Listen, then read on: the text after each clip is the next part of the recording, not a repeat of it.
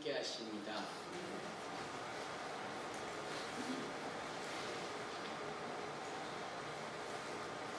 요즘 가게에 가서 물건을 사면 소위 1+1이라는 옵션이 있습니다. 괜히 반가운 거죠. 하나를 사면 하나를 더 주니까 말입니다. 한 번에 두 가지를 얻을 수 있다면 참 기분 좋은 일입니다. 그래서 마당도 쓸다가 돈도 줍고 도랑치다가 가재도 잡고 참 좋은 일이지요. 이왕이면 갑절의 것들을 항상 누릴 수 있기를 바랍니다. 오늘 본문의 말씀이 하나의 사건처럼 펼쳐지지만 이 본문 말씀에 두 가지 의미 있는 일이 있습니다. 그래서 우리 재혼군이 읽은 말씀 속에서 두 가지의 가장 큰 감동과 깨달음과 도전이 있다 이 말씀입니다. 그리고 제가 결론적으로부터 우리 오늘 본문의 핵심을 말씀드리면 믿음, 그게 주제입니다. 믿음을 히브리어로 아멘이라고 합니다. 하나님께서 아브라함을 인도하시고 그의 삶에 구체적으로 개입을 하시는 내용이 창세기 12장부터 있습니다. 그러나 아브라함은 개입해 주시고 관여해 주시는 하나님의 뜻과는 아직 정확하게 일치를 하지 못했습니다. 그래서 다른 생각을 품었던 것도 사실인데 자기 멋대로 행한 것도 사실인데 그럼에도 하나님은 그러한 아브라함을 하나하나 만져줘 가시면서 조성해 줘 가시면서 그에게 은혜를 베푸십니다. 바꿔 말하면 아브라함이 하나님의 은혜 가운데 거하면서 하나님의 은혜를 맛보고 경험해 가면서 영적으로 성장하게 됩니다. 그러니까 이동하면서도 항상 우선순위를 하나님께 두고 예배를 드리는 것을 최우선으로 삼습니다.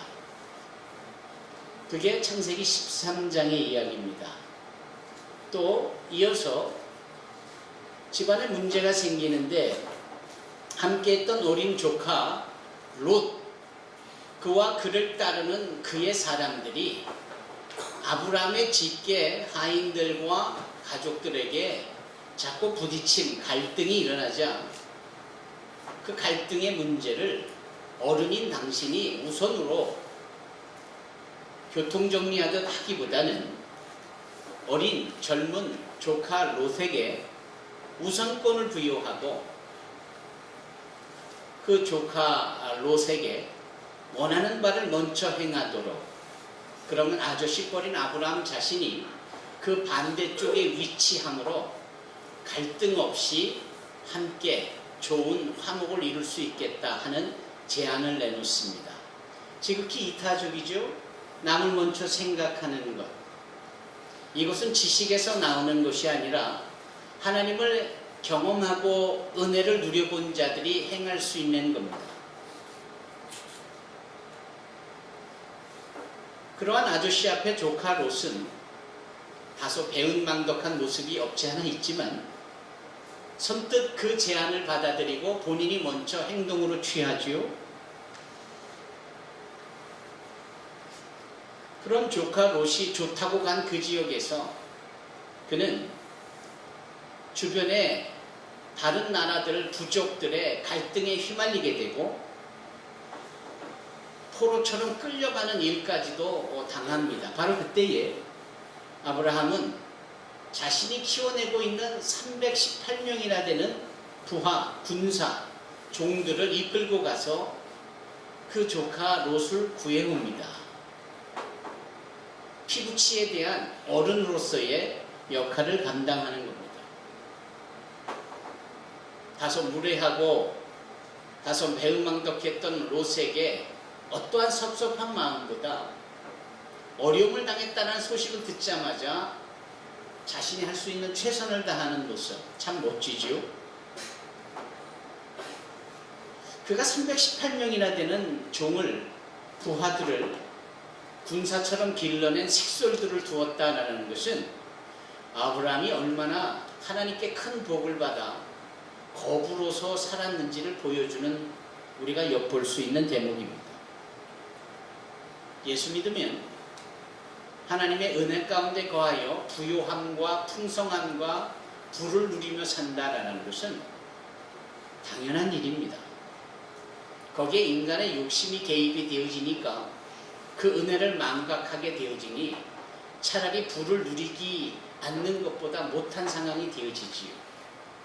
그래서 주님은 나중에 그의 가르침 속에 심령이 가난한 또는 부를 최고로 여기고 있는 로마 사람들을 대상으로 해서는 가난한 자가 복이 있다, 저런 자들이 천국을 소유했기 때문이다 라고 다시 재정리를 해주시기는 하고는 있지요. 여러분, 이 아브라함이 그렇게 조카 롯을 구해내고 전리품까지도 얻게 되어지는 즈음에 멜기세덱, 하나님의 현현함이라고 예표되고 있는 존재를 만나고 그 앞에 취한 것들을 내어놓고 오늘날 복을 얻은 하나님의 은혜 가운데 살고 있는 성도로서 모든 것이 주께로부터 왔다는 사실을 인정하고 그것을 표현하는 모습을 보여주는 장면이 있습니다. 그것이 소위 창세기 14장 이야기입니다. 그런 아브라함을 하나님께서 밤하늘이 빛나는 별들을 보여주시며 네가 저 별을 세어볼 수 있느냐, 저 빛나는 별을, 저 많은 별들을 어떻게 다 셀 수 있나이까? 하나님이 아브라함에게 말씀합니다. 내가 네게 약속한 네 자녀가 큰 복을 얻고 창성케 된다라는 그 의미가 저 셀 수 없는 밤하늘에 빛나는 별처럼 많아질 거야 라는 구체적인 시청각 교육을 시키는 장면이 창세기 15장입니다. 바로 그럴 때에 아브라함이 그 주님의 시청각 교육이 끝난 직후에 이렇게 외칩니다. 아멘!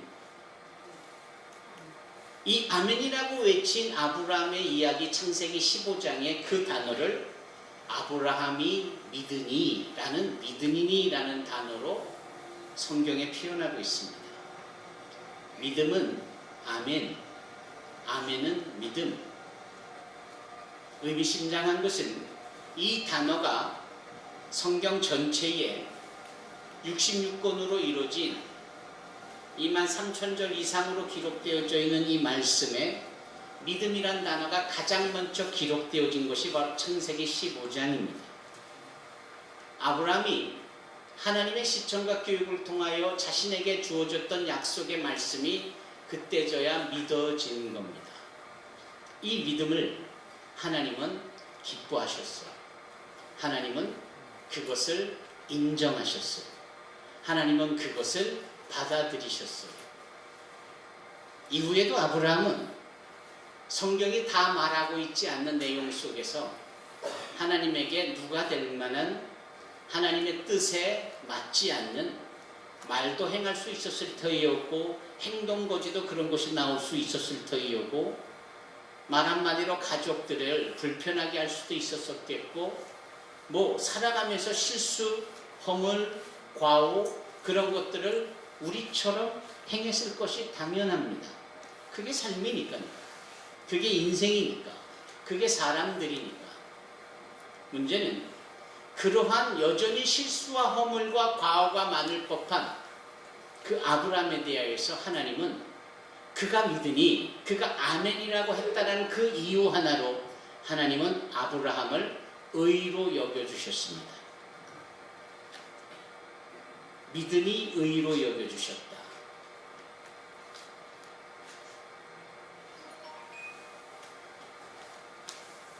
여기가 소위 말하는 이신칭의 써 이자를 써서 그럼으로써 믿을 신자를 써서 이신 믿음으로써 칭자 부를 칭자 그리고 의 칭의 의로 불러줬다. 의로 여겨줬다. 이게 소위 이신칭의입니다. 이 이신칭의는 성경 전체를 관통하고 있는 여전히 많은 허물과 과오와 실수투성인 우리지만 예수를 믿음으로써 하나님께서 의로 여겨주시는 이 은혜를 우리가 누리며 사는 겁니다. 이 이심층이는 이후에도 하박국 선지자를 통하여서, 이후에도 사도 바울을 통하여서 로마서나 갈라디아서나 심지어는 믿음을 강조하고 있는 히브리서 기자도 이심층의 논리를 펴고 있습니다. 저와 여러분들은 예수를 믿기만 하면 비록 삶의 허물과 과오와 실수가 있고 그런 것들의 투성이라고 할지라도 여전히 하나님은 괜찮아, 네가 나를 믿고 예수를 믿으니 내가 용서해 줄 뿐 아니라 괜찮아, 내가 다 수용해 줄게, 이런 은혜를 베풀어 주고 계십니다. 아멘. 지금으로부터 22년 전에 저희 산소망교회가 설립됐습니다. 여름 7월 21일에 설립이 되고 몇 개월 있지 않다가 IMF가 터졌습니다. 우리 교회를 오고 갔던 많은 외국인 성도들이 일할 곳이 없어졌습니다. 한인들조차도 실직 상태가 되어버렸으니 두말하면 못합니까? 일할 곳이 없어질 것뿐만 아니라 머물 곳도 없어서 교회에서 함께 먹고 자고 있었습니다. 아프리카에서 오신 분들, 중국에서 오신 분들, 필리핀에서 오신 분들, 그냥 함께 먹고 자고 있었습니다. 어려울 곳은 없었지만 정말 어려운 곳은 일할 곳이 없었어요. 그때 제가 제안한 것이 두 가지가 있었는데, 하나는 교회 안에서 좀 일거리를 만들어 보자. 그래서 일을 두 가지를 만들었는데 그 중에 하나가 붕어빵을 만들어서 파는 겁니다. 붕어빵을 만들어서 팔려면 소위 붕어빵 기계가 있어야 되잖아요. 근데 참 어려워서 그랬는지 붕어빵 기계를 구입한 것조차도 좀 부족하고 모난 걸 구입을 했어요. 그게 무슨 말이냐면 붕어빵이니만큼 주물로 되어 있는 붕어빵의 형태가 좀 제대로 똑바로 해야 되는데 이 붕어가 희한하게 이렇게 조각이 되어 있는 겁니다. 그러니까 이게 붕어인지, 그럼 다 그러면 차라리 좋은데 그 안에 6개짜리 붕어가 이렇게 조각이 되어 있는데 그 중에 하나가 이렇게 붕어 같지 않은 삐뚤어져 있는 자체에 있는 거예요. 그러니까 한 번 찍어내면 5개는 붕어빵이 맞는데 이 6번째 빵은 붕어빵이라고 하기도 뭐하고 뭐 그런 겁니다. 그러니 이왕이면 보기도 좋은 게 먹기도 좋다고 사람들이 붕어빵을 사서 골라 담을 때 그걸 다 빼놓는 겁니다. 그러니까 항상 저녁에 우리 성도들이 그 붕어빵을 가져오면 삐뚤어지고 모난 것만 남겨갖고 오는 거예요. 그럼 제가 그걸 다 돈으로 주고 삽니다. 괜찮다고. 여전히 붕어빵이고 여전히 맛있다고. 감히 비교할 수는 없지만 괜찮다고 똑같은 가격에 사주고 맛있게 먹어주는 이게 의로 여겨주는 겁니다. 우리의 삶은 원죄로 인하여서 말의 실수가 예수 믿고 나서도 여전히 계속될 수 있을 공산이 큽니다. 잘 살아보려고 하고 크리스찬답게 살려고 해도 그게 잘 안 돼요. 얼핏하면 화내고 투닥투닥 서로 분을 내기도 하고 원래 그래요. 원죄를 가지고 태어난 우리이기에 본능적으로 그런 것이 있어요. 이걸 가지고 하나님은 문제 삼아 너를 제외시킨다, 너는 그래서 안 된다가 아니라 그럼에도 괜찮아, 그럼에도 내가 수용할게, 이게 의로 여겨주시는 칭의입니다. 예수를 믿기만 하면 정말 부족함이 많은 우리인데 하나님이 그냥 안아주시는 거죠. 아브라함이 그 이신칭의의 은혜를 누리고 사는 겁니다. 오늘 본문에서 우리 재원이가 읽은 본문에서 한 여인이 등장합니다. 이 여인은 사실 오늘 주인공이 아닙니다. 사실 슈퍼에 가서 뭘 하나 샀는데 덤으로 주어서 기분 좋을 법한 정도의 존재감입니다. 원래 이 이야기의 끝은 죽은 소녀를 살려내는 것, 그 주님의 능력, 기적, 이게 핵심이거든요. 그런데 그 핵심으로 진입하기 전 오프닝처럼 뭔 사건이 하나 있는데 그것도 감동이 있는 거예요. 그 감동이 뭐냐? 처음부터 풀어나가자면 이런 겁니다. 예수님에게 누군가 찾아와서 딸이 죽었으니 와서 살려달라는 거죠. 오늘 본문의 말씀, 다른 복음서와 서로 연계가 되어 있지만 그냥 순수하게 마태의 관점에서만 볼 때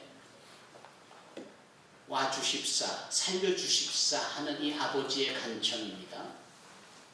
예수께서 그 말씀 듣고 그를 따라 그의 집으로 가는 중에 일이 벌어집니다. 어떤 일이 벌어지느냐면 외인 여인이 와서 예수님의 겉옷을 붙잡은 겁니다.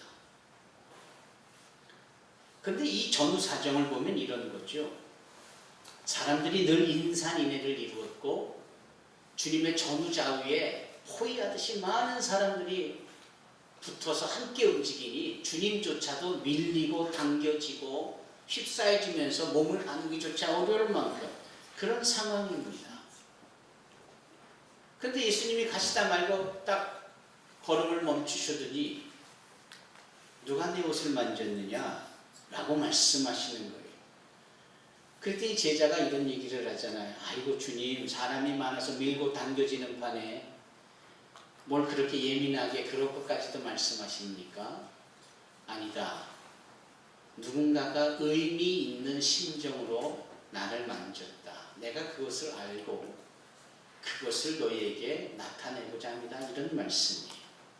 여기까지 갔을 때 은근슬쩍 그 남정네들 틈에 섞여서 예수님의 옷깃을 만든 이 여인이 더 이상은 숨을 곳이 없는 겁니다. 그러면 이 여인의 정체는 무엇입니까? 성경은 그의 이름을 언급하지 않고 있으니 다만 특별한 상황은 그가 혈루증을 앓고 있었는데 그것도 일주일, 한 달, 1년이 아니라 물경 12년 동안 혈루증을 앓았다. 혈루증이 뭡니까? 여인으로 치면 하혈을 하는 겁니다. 얼마나 괴롭고 힘들고 힘없는 삶을 살았을까? 그것도 12년 동안. 그런데 그의 마음에 이 마음이 드는 거예요. 들려온 저 예수님의 옷장만이라도, 옷깃만이라도 내가 만져볼 수 있다면 내 병이 날 것 같은 이 마음. 내가 저분에 대해서 아는 바가 없고 저분에 대해서 신학적으로 이해하는 바 없지만 그냥 저분에게 가면 내가 날 것 같은, 설령 많은 남성들이 그의 주위에 포진해 있어도 내가 그 틈에 껴가지고 슬쩍 가까이 가서 옷 한 번만 내가, 옷깃만 내가 만져도 내가 나을 것 같은 단 이 마음을 품은 여인이었습니다. 그래서 실행에 옮겼습니다. 아무도 모를 줄 알았고, 그런데 예수님은 아시죠. 나에게로부터 능력이 나갔느니라 이렇게 말씀하시며 이 특별한 일에 대하여서 걸음을 멈추시고 밝혀내시는 겁니다. 예수님은 딸이 죽어서 고쳐 살려내려 초청을 받고 가고자 함이었는데 중간에 이런 일을 하는 거예요. 얼마만한 시간이 걸렸는지는 잘 모르겠습니다. 그러나 꽤 걸렸을 것이라고 사료됩니다.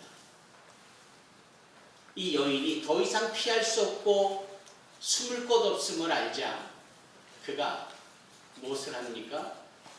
이실직고를 합니다. 그 이실직고하는 내용이 여기 21절입니다. 이는 지 마음에 그 겉옷만 만져도 구원을 받겠다 합니다. 바로 이럴 때 이 마음이라고 표현된 이 내용 속을, 이 내용을 우리가 믿음이라고는 말할 수 없을 겁니다.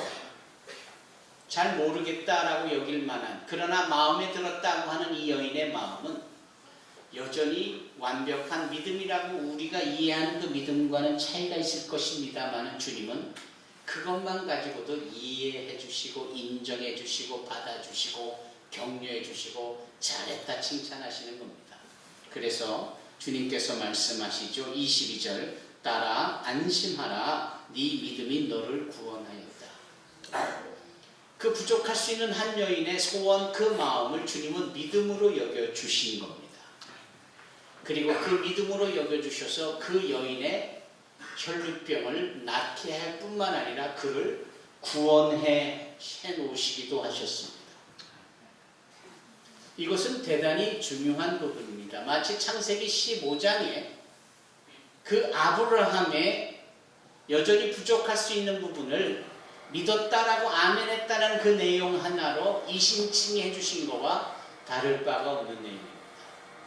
이 말씀은 여전히 부족하고 여전히 반복적으로 옛사람의 모습으로 살고 있는 우리를 여전히 예수님을 사랑하고 믿고 예배드리겠다 나와 있는 이것만 보시고서라도 우리를 품어내시고 은혜를 베풀어 주시고 구원해 주시는 주님의 마음입니다. 저와 여러분들은 오늘도 이렇게 주님께로부터 위로를 얻습니다. 문제가 있습니까? 괜찮습니다. 잘 될 겁니다. 우리 주님께서 도와주실 겁니다. 이 여인에게 따라 네 믿음이 너를 구원하였다 하며 이 여인의 육적인 문제뿐만 아니라 영혼의 문제까지도 해결해 주시듯 우리는 부족한 투성이지만 여전히 우리를 안으시고 의롭다 여기시며 우리를 구원의 자리, 영혼의 문제와 육신의 문제를 동시에 해결해 주시는 줄로 믿습니다. 그 예수님께서 이 여인의 믿음을 소중히 보신 겁니다. 그리고는 원래의 목적지로 향하여 나아가시지요. 가보니 이 어린아이 소녀가 죽었다라는 이 문제로 모여든 사람들이 대성통곡을 하고 곡을 하고 술렁술렁하는 분위기입니다. 그때 주님께서 말씀하시죠. 뭐라 하십니까? 물러가라. 이 소녀가 죽은 것이 아니라 잔다. 이렇게 말씀을 하세요. 생명을 주신 생명이 근원되신 주님께서 생명의 존재에 대하여 이건 잔 것이다 라고 말씀하실 때 사람들의 반응은 어떠했느냐? 비웃음으로, 믿지 않음으로 주님이 말씀하신 것에 대하여서 귀담아 듣지 아니하며 저항을 합니다. 그 모습이 비웃더라라는 표현으로 나옵니다.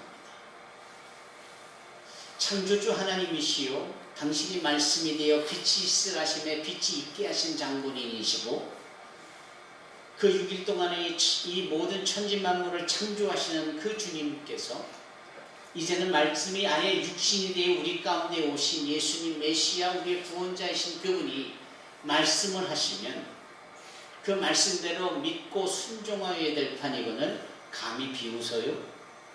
이 비웃고 있는 자들이 믿음이 있는 자들입니까?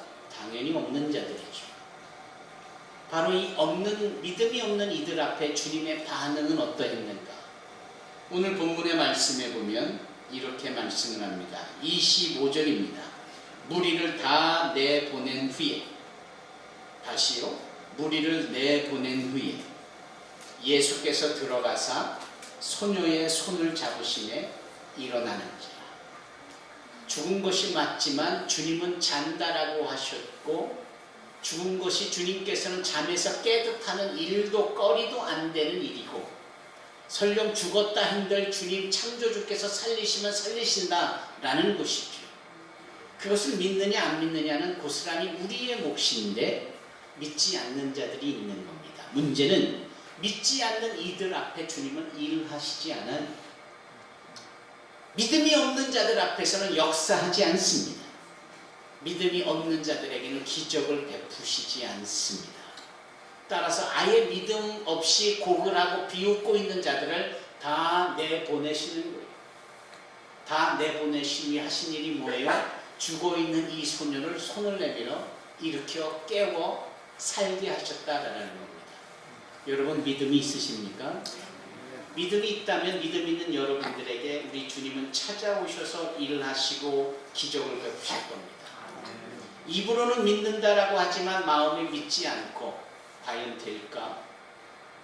그러지는 않겠지만 비웃는 정도의 수준까지 있다면 여러분들의 삶에는 우리 주님의 일하심이 절대 나타나지 않을 겁니다. 믿음이 없는 자들에게는 주님은 일하시지 않거든요. 믿음이 있는 자들과 주님은 일하십니다. 바로 이 부분을 우리는 믿음에 대하여 강조하고 있는 신약성경 히브리서 11장 6절을 통하여 믿음이 없이는 하나님을 기쁘시게 하지 못하느니 라는 말씀으로 확인할 수 있습니다. 그리고 믿음으로 인하여서 하나님께서 믿음 있는 자들에게 상 주시는 이심임을 우리는 알아야 합니다. 믿음이 있는 자들에게 주님은 일하십니다. 믿음이 있는 자에게 우리가 생각도 못한 놀라운 일들을 나타내고 계십니다. 주님께서 무리를 걸으셨을 때에 놀라워하며 흥미로워했던 베드로가 주님! 저도 당신처럼 무리를 걷게 해주십시오. 와라. 베드로가 순종하여 나가 놀랍게도 그 무리를 걷습니다. 주님을 바라보며 나가는데 그 무리에 걸어지는 거예요. 기적 아닙니까? 넘실대는 파도와 그 깊이를 알 수 없는 칠흑 같은 그 바다를 순간 주님을 바라보던 베드로의 시각이 이 물결을 볼 때 베드로가 이 물에 빠져가는 겁니다. 혼미백산한 베드로가 주여 살려달라고 소리질 때 주님께서 손 내밀어 그를 이끌어내시며 믿음이 적은 자여 왜 의심하느냐 이런 말씀을 합니다.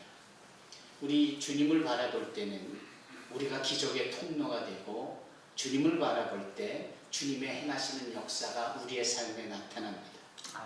그 주님의 바라보는 시각을 세상에 두고 문제에 두고 내 주변에 둘 때는 주님이 일하시지 못합니다. 일하시지 않습니다. 선택은 우리에게 있는 겁니다. 믿음의 주여 온전케 하시는 예수를 바라보는 것이냐, 문제를 보고 두려워하면 어떡하냐 하고 근심만 할 것이냐. 우리는 비록 허물 많은 존재들이지만 여전히 아브라함처럼 주여 믿는다라고 아멘하며 주님 앞에 그 믿음을 내어 볼 수 있는 자들이 되기를 바랍니다. 아멘. 그럴 때 주님의 역사가 우리 안에 펼쳐질 것입니다. 아멘. 믿음이 이기네, 믿음이 이기네, 주 예수를 믿으니 온 세상이 이기네, 믿음이 이기네, 믿음이 이기네, 믿음이